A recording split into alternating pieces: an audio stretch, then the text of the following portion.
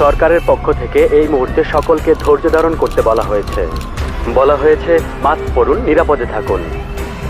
দিনে দিনে জি ভাইরাস শহর জুড়ে প্রাণঘাতী বাড়িয়েই চলেছে, আর হাসপাতালগুলোতে দিন দিন রোগীর সংখ্যা বেড়েই চলেছে। ডাক্তারদের সঙ্গে কথা বলে জানা গেছে রোগী সামলাতে তারা হিমশিম খাচ্ছে।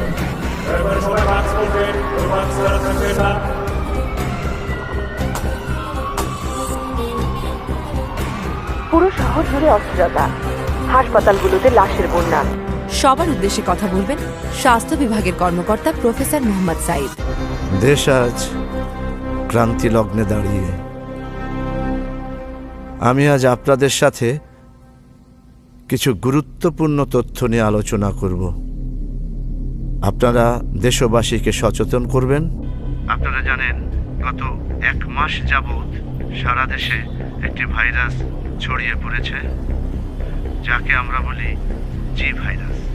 আপনারা বাইরে চলাচল করার সময় হাতে গ্লাভস ব্যবহার করবেন, কারণ এটি একটি মারাত্মক প্রাণঘাতী ছোঁয়াচে ভাইরাস।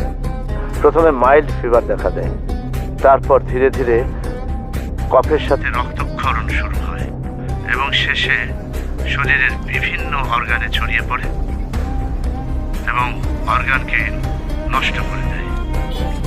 এই ভাইরাসে আক্রান্ত হলে সাধারণত মানুষ 7 দিনের বেশি বাঁচে না।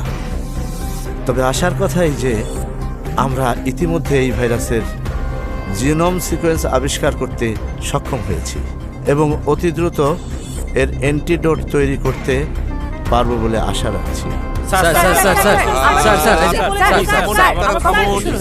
একজন একজন করে প্রশ্ন করুন, আমি তো আপনাদের উত্তর দেবার জন্য এখানে আছি। ভাইরাসিজম অ্যাটাক স্যার, এর পিছনে দায়ী কারা? আসলে আমরা বিষয়টা নিয়ে তদন্ত করছি, খুব শীঘ্রই একটা সুসংবাদ দিতে পারবো বলে আশা করছি। স্যার, আমাদের নিরাপত্তাটা আসলে কোথায়? অ্যান্টিডট